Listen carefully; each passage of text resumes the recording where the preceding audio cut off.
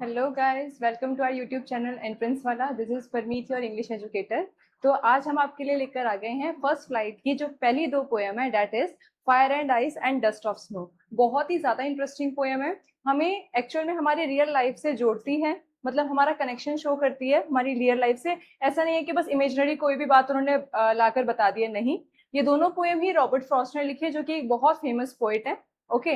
और इन्होंने क्या किया, दोनों ही पोएम के थ्रू हमें कुछ सिखाया है और हमें हमारी लाइफ से रिलेट किया है, हमें हमारी लाइफ से जोड़ा है।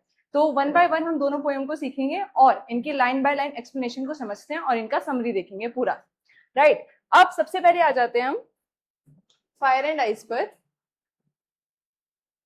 Some say the world will end in fire, some say in ice. To say that for destruction ice is also great and would suffice. अब पहली जो पोएम है वो है फायर एंड आइस। अब यहाँ पर दो चीजों का यूज किया गया है मेन, मतलब जो पोएम का नाम है वो है फायर और आइस। अब ये फायर और आइस एक्चुअल में क्या पोइट फायर और आइस की ही बात कर रहे हैं? नहीं। तो एक्चुअल में जो यहाँ पर पोइट ने शो किया है, उन्होंने शो किया है कि यहाँ पर जो अर्थ है वहां पर ह्यूमंस के बीच में ह्यूमन नेचर शो किया है कि इतनी हेट्रेड है या ह्यूमन की इतनी डिजायर्स हैं। राइट। कभी कभी क्या होता है कि हम लोगों की इतनी ज्यादा डिजायर होती है कि हम उनको पूरा करने के चक्कर में कुछ ना कुछ गलत स्टेप उठा लेते हैं और हमारे नेचर के साथ उसको गलत कर देते हैं। ओके। तो इसी तरीके से जो पोएट है यहाँ पर वो एक रियलिटी चेक दे रहे हैं हमें कि किस तरह जो ह्यूमन नेचर है उसकी दो चीजें, एक है fire that is desire and दूसरी है ice. Ice is usually related to the cold behavior of someone. So we can say here that the hatred word is perfectly be fitted with ice. Okay. So यहाँ पर जो poet ने ice का use किया है उसका मतलब है हेट्रेड, जो ह्यूमन नेचर के अंदर है। ओके। एक ही ह्यूमन जो है, ऐसा कोई भी इवन की देखा जाए ऐसा कोई भी ह्यूमन आज के दुनिया में नहीं बचा है जिसको किसी ना किसी से हेट्रेड ना हो। सबके अंदर किसी ना किसी चीज को लेकर या किसी दूसरे पर्सन को लेकर हेट्रेड है। और यही रीजन है कि पोइट के हिसाब से जो वर्ड को उसके एंड तक लेकर जाएगा। राइट। तो यहाँ पर दो रीजंस हैं। पहले हम इसको लर्न करेंगे कि जो फायर है उसका मतलब है अकॉर्डिंग टू पोइट जो फायर है उसका मतलब है डिजायर। डिजायर यानी कि हमारी इच्छाएं। ठीक है। जो हम अगर हम हमारी कोई एक पर्टिकुलर इच्छा है तो ऐसा नहीं है कि अगर हम उसको पूरा कर ले अपनी डिजायर को तो ऐसा होता है कि उसके बाद हमें कोई और डिजायर ही नहीं होती। नहीं, उसके बाद तुरंत बाद दूसरी डिजायर शुरू हो जाती है कि अब ये तो हो गया, मुझे ये भी करना है। राइट। तो जो डिजायर है जो टाइम के साथ साथ बढ़ती जा रही है और वो एक्चुअल में हमारे इन फ्यूचर वो हमारे वर्ल्ड के लिए बहुत खतरनाक रहेगी और उसको एंड कर देगी। So that is fire. Okay. Then is ice. Ice का मतलब है कोल्ड। आइस अब कोल्ड होती है तो यहाँ पर आइस जो है वो ह्यूमन नेचर को रिप्रेजेंट कर रहा है, जो कि है हेट्रेड का ह्यूमन नेचर, जो ह्यूमन एक दूसरे के टुवर्ड्स हेट लेकर बैठे हैं। ठीक है, हेट्रेड। अब अकॉर्डिंग टू पोएट, ठीक है, कुछ लोग कहते हैं सम से the world will and in fire, कि कुछ लोगों का कहना है कि जो वर्ल्ड है वो कैसे एंड होगा, लोगों की डिजायर से एंड होगा। जो वर्ल्ड है वो फायर से एंड होगा। एंड कुछ लोग कहते हैं सम से इन आइस, और कुछ लोग कहते हैं कि जो लोगों के बीच में दुश्मनियां हैं, जो लोगों के लिए हेट्रेड है, वो उससे खत्म होगा हमारा वर्ल्ड। तो यहाँ पर अकॉर्डिंग टू पोएट कुछ लोगों का कहना है कि जो हमारी वर्ल्ड है, जो हमारी अर्थ है, दुनिया है, वो फायर से खत्म होगी, यानी कि डिजायर से खत्म होगी। और बाकी कुछ लोगों का कहना है कि जो हमारा दुनिया है वो किससे खत्म होगी, वो होगी हेट्रेड से। Okay. To say that for destruction ice is also great and would suffice. तो यहाँ पोइट कहते हैं कि अगर देखा जाए कि अगर आपको अच्छा खासा डिस्ट्रक्शन करवाना है, डिस्ट्रक्शन मतलब तबाही, ठीक है, सब कुछ खराब बर्बाद करवाना है, तो पोइट कहते हैं कि अगर किसी को अच्छा खासा डिस्ट्रक्शन करवाना है तो जो आइस है वो ग्रेट रहेगी। यानी कि इन दोनों में भी कंपैरिजन हो रहा है कि दोनों में से ज्यादा अच्छा डिस्ट्रक्शन किस में हो सकता है। ठीक है, दुनिया का ज्यादा अच्छा डिस्ट्रक्शन किस में हो सकता है, फायर में या आइस में। तो पोइट कहते हैं कि अगर मैं डिस्ट्रक्शन की बात करूं तो आइस इज ऑल्सो ग्रेट, कि आइस भी अच्छा है। एंड वुड सफाइस, सफाइस का मतलब है सफिशिएंट, यानी कि मतलब इतना बहुत होगा कि जो लोगों के बीच में हेट्रेड है उससे अच्छी तरह से जो हमारी दुनिया है वो डिस्ट्रक्ट हो जाएगी, खत्म हो जाएगी। But then From what I have tasted of desire, I hold with those who favor fire.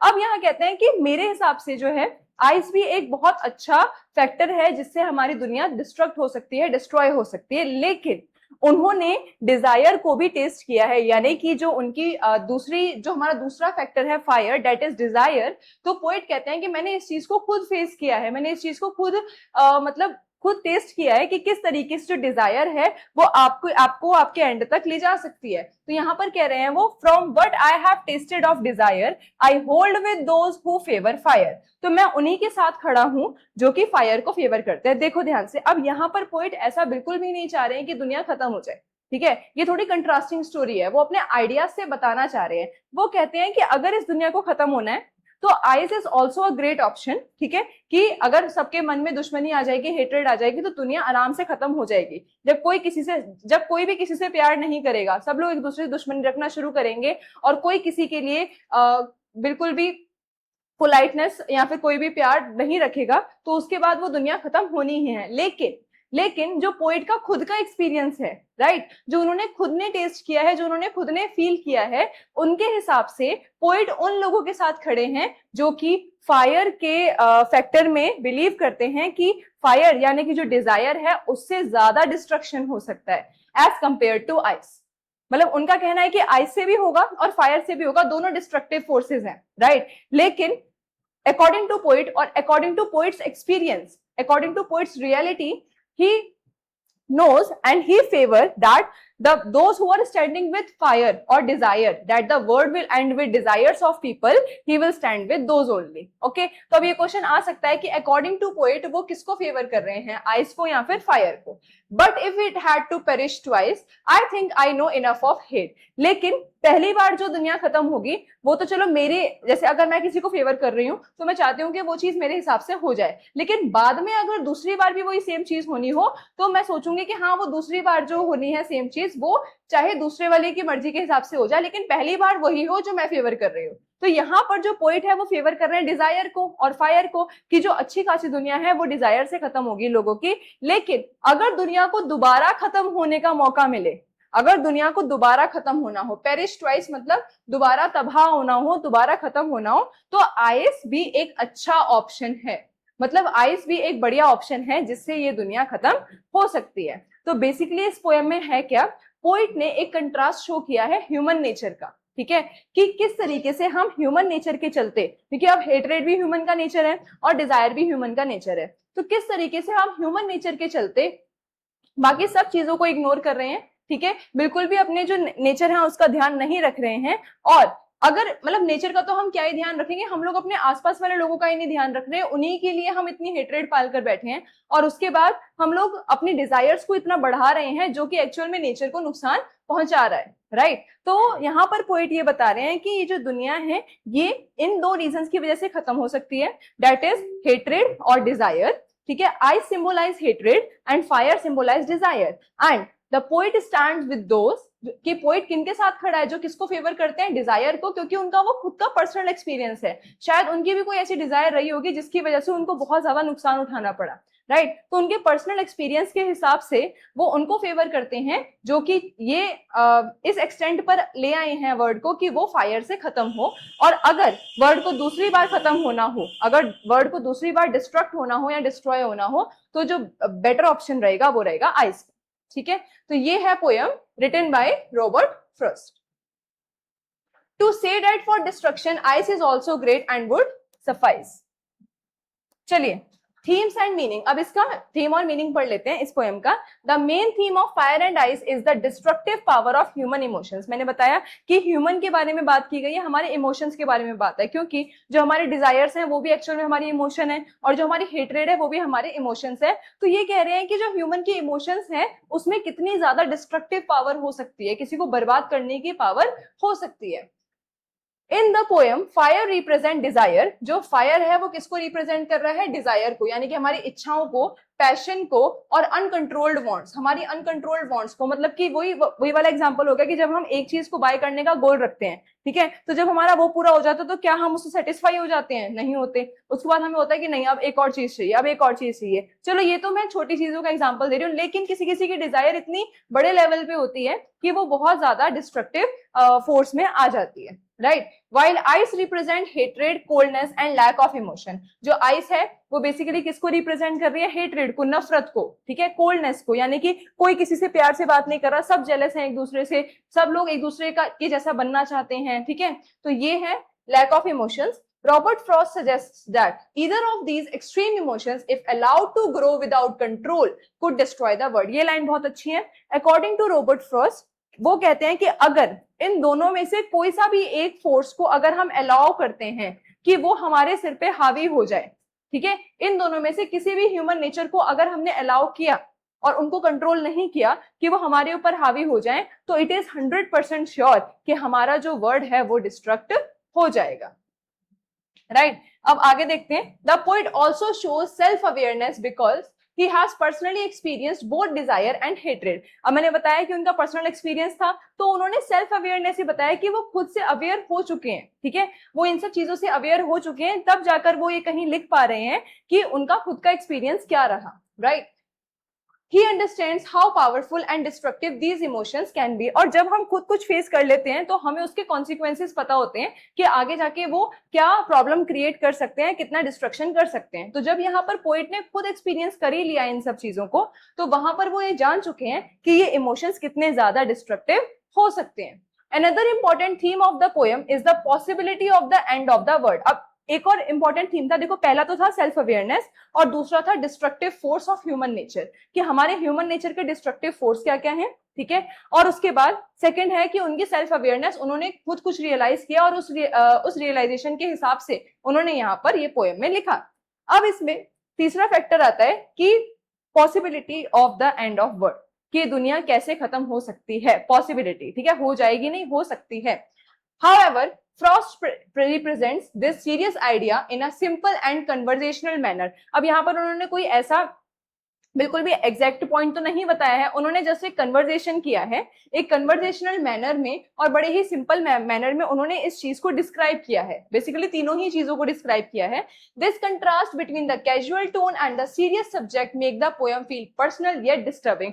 मतलब जो देखो, अगर हम इस पोएम को पढ़ने का ट्राई करें और अगर हम एक बार को हिंदी में बोले कि पोइट कह रहा है कि जो पहली बार दुनिया खत्म होगी वो एकदम ऐसे बिल्कुल आइस से हो जानी चाहिए, लेकिन मैं तो फेवर करता हूं उनको जो कि बिल्कुल डिजायर से भरे हुए हैं और उनकी वजह से दुनिया खत्म हो जाएगी, तो ये कितना कैजुअली बोल रहा है, मतलब दुनिया को खत्म होने का जो एक्सटेंट है वो कितने इजीली उसको रिप्रेजेंट कर रहा है, कितने कैजुअली बोल रहे हैं, ठीक है, तो ये जो उसका मीनिंग यहाँ है और जो उनकी टोन है वो यहाँ है, मतलब कैजुअली किसी बात को बोलना जो ऐसे ही कही गई हो लेकिन जो मीनिंग है वो इतना डीप हो कि हम उससे डिस्टर्ब हो जाएं, हम उसको सोचने पर मजबूर हो जाएं, ठीक है। तो ये जो पोयम है उन्होंने सेम यही चीज कहा है कि उन्होंने बड़े ही कैजुअल टोन में एक सीरियस सब्जेक्ट को उठाया, एक सीरियस टॉपिक को उठाया और उस पर बड़े ही कन्वर्सेशनल मैनर से उन्होंने उस चीज को डिस्क्राइब किया जिससे कि लोगों को भी सेल्फ रियलाइजेशन हो सके। अब ये पोएम पढ़ने के बाद शायद आप लोगों के मन में भी कहीं ना कहीं ख्याल आएगा कि ऐसी बहुत सारी जो डिजायर्स हैं जो आपके अंदर हैं जिसकी वजह से आपको कभी ना कभी नुकसान हुआ होगा या फिर आगे जाके होने वाला है, या फिर किसी के लिए हेट्रेड, ठीक है, तो ये आप लोग जरूर सोचोगे कि हाँ ये सही कह रहा है कि ये दोनों चीजें हमारे अंदर होती हैं, लेकिन हमारे अंदर एक पॉजिटिविटी भी है जिसकी वजह से हम इस चीज को कंट्रोल कर लेते हैं और जो वर्ल्ड है, जो दुनिया है, वो खत्म होने से बच जाती है। लेकिन अगर ये कंट्रोल ना हो पाए, ठीक है, अगर हमने इसको अपने पे हावी होने दिया, अनकंट्रोलेबल होने दिया, तो फॉर श्योर रॉबर्ट फॉस्ट के हिसाब से ये दुनिया इन दोनों रीजंस की वजह से खत्म हो जाएगी। तो ये था हमारा first poem fire and ice. अब हमारी सेकंड पोयम आती है डस्ट ऑफ स्नो। अब डस्ट ऑफ स्नो में क्या था कि इसमें भी नेचर को बताया गया, उसमें था ह्यूमन बिहेवियर के बारे में। फायर एंड आइस में जो बात थी वो थी हमारी ह्यूमन बिहेवियर के बारे में। अब यहाँ पर डस्ट ऑफ स्नो में क्या बताया गया है कि नेचर की बनाई हुई कोई भी चीज कभी भी बुरी नहीं हो सकती, हमारा बुरा नहीं चाह सकती। फॉर एग्जाम्पल अगर मैं बात करूं कि अब इंडिया है, अब यहाँ पर बहुत सारी ऐसी चीजें हैं जो नेचुरल हैं लेकिन फिर भी हमने उसको अपने दुख से जोड़ लिया है। फॉर एग्जाम्पल अगर हमारे घर की छत पर कोई कौवा आके बैठ जाता है, काला कौवा, और वो वहां बैठ के बोलता है, तो हम कहते हैं कि अच्छा नहीं माना जाता, मतलब कि ऐसा लगता है कि कोई बैड न्यूज लेकर आया है। और फॉर एग्जाम्पल एक और एग्जाम्पल देखते हैं, अगर हम कहीं जा रहे हैं तो हमारा रास्ता अगर काली बिल्ली काट जाए तो हम बोलते हैं कि ये बिल्कुल भी अपशगुन होगा, ये बिल्कुल भी अच्छा नहीं है। लेकिन ये तो नेचुरल है ना, वो बर्ड है, उसको क्या पता कि वो किसके घर पे जाकर बैठ रहा है या फिर वो किसके घर पे जाकर बोल रही है ना। और उसके बाद जो कैट है वो तो पूरे रोड पे कहीं भी चल सकती है ना, उसको क्या पता कि वो किसका रास्ता काट रही है, ठीक है, तो बात तो जैसे हम नेचर के बनाए हुए हैं वैसे वो भी तो नेचर के बनाए हुए हैं, वो दोनों भी तो नेचुरल चीजें हैं। तो हम लोग उनको क्यों क्लासिफाई कर देते हैं कि ये हमारे लिए अच्छा और ये हमारे लिए अच्छा नहीं, राइट। तो इस पोएम में यही बताया गया है कि किस तरीके से हमने जो नेचर के बारे में अपने व्यूज को सेट करके रखा है कि ये ऐसा हो, ये हो गया तो ऐसा हो जाएगा, ये हो गया तो ऐसा हो जाएगा। एक्चुअल में नेचर की बनाई हुई चीज कभी भी नेगेटिव नहीं होती है। ओके, तो ये हमें पढ़ना है। एक बहुत ही प्यारी पोएम है, इसमें क्या है, the way a crow shook down on me the dust of snow from a hemlock tree. सबसे पहले मैं हेमलॉक ट्री के बारे में बता दूं कि हेमलॉक ट्री एक ऐसा पेड़ है जो कि बहुत जहरीला माना जाता है और उसके नीचे से निकलना लोग अच्छा नहीं मानते, जैसे हमारे यहाँ पर भी होता है। तो हेमलॉक ट्री एक जहरीला पेड़ है और उस हेमलॉक ट्री के ऊपर एक क्रो बैठा हुआ है, राइट। यहाँ पे आप देख सकते हो उस हेमलॉक ट्री के ऊपर एक क्रो बैठा हुआ है। अब वो क्या रहा है, ठीक है, अब पहले इसका बैकग्राउंड समझते हैं। अब क्या हो रहा है, हेमलॉक ट्री है, उसके ऊपर क्रो बैठा है और जो पोइट है रॉबर्ट फ्रॉस्ट, वो क्या कर रहे हैं, वो कहीं जा रहे हैं और रास्ते में हेमलॉक ट्री पड़ता है और वो उस हेमलॉक ट्री के नीचे से क्रॉस करते हैं। हालांकि हेमलॉक ट्री जो था वो एक अच्छा सिंबल नहीं है, ठीक है, पॉइजनस ट्री है, राइट। अब लेकिन उन्होंने वहां से पास किया, तो अब ये बताया गया है कि उनके वहां से पास करने के बाद, यानी कि जब वो हेमलॉक ट्री के नीचे से गुजरते हैं तो उनके साथ कैसा मतलब उनका दिन जो है वो कैसा रहता है। ओके, तो इसमें हमें पढ़ना है। अब पोइट कह रहे हैं कि जब मैं हेमलॉक ट्री के नीचे से निकला तो जिस तरीके से crow shook down on me the dust of snow from a hemlock tree, तो बहुत स्नो पड़ रही थी, ठीक है। अब यहाँ पर जैसे ही वो इनके पेड़ के नीचे से निकले तो वहां पर जो क्रो है वो नीचे को शूक डाउन करता है और अपने पैरों से कुछ स्नो के डस्ट पार्टिकल्स जो हैं वो पोइट के ऊपर गिरा देता है। फॉर एग्जाम्पल, अगर वो किसी ब्रांच पे बैठा है तो वो उसको हिलाएगा तो ऑब्वियस सी बात है कि वो उनके ऊपर जो स्नो पार्टिकल्स पड़े हुए हैं पेड़ पर तो वो नीचे आकर गिर जाएंगे। तो ऐसे ही वो बोलते हैं, जब मैं नीचे से गुजर रहा था तो हेमलॉक ट्री के ऊपर जो क्रो बैठा है वो मेरी तरफ शूक डाउन करता है और थोड़ी सी डस्ट ऑफ स्नो मेरे ऊपर गिरा देता है। अब यहाँ पर कोई और होता तो क्या सोचता कि ये तो अपशगुन हो गया कि एक तो जहरीला पेड़, एक तो पॉइजनस ट्री और ऊपर से उसके ऊपर भी क्रो बैठा है और ऊपर से उस पर भी स्नो हो रही है, मतलब कि जो कि एक सिंबल ऑफ हेट्रेड मानी गई है ना। तो अब क्या हुआ, has given my heart a change of mood. अब क्या होता है, जैसे ही वो नीचे से गुजरे, ऊपर क्रो बैठा था, उसने क्या किया, उसने शूक किया नीचे और उनके ऊपर एक dust of snow dust particles फेंक दिए, ठीक है, स्नो के डस्ट पार्टिकल्स फेंक दिए। उसके बाद उनके मूड में एक सडन चेंज आता है। जैसे वो यहाँ से फॉर एग्जांपल बीच में पेड़ है, वो उधर से क्रॉस कर रहे थे, अब उधर से क्रॉस करते यहाँ से वो आ रहे हैं तो उनका मूड कुछ और था, लेकिन जैसे ही वो इस ट्री को क्रॉस करते हैं और आगे निकल जाते हैं तो उनके मूड में एक सडन चेंज आता है। तो हमें ये देखना है कि वो चेंज ऑफ मूड था कैसा। ओके, तो अब वो चेंज ऑफ मूड में क्या था, and saved some part of a day I had rued. और जब उनके हिसाब से, रॉबर्ट फ्रॉस्ट के हिसाब से, जब वो उस पेड़ के नीचे से गुजरे तो उनका मूड चेंज हुआ और मूड चेंज ऐसा था कि उनका दिन का बचा हुआ पार्ट जो है वो बच गया, जो कि वो सुबह खराब करके आए थे।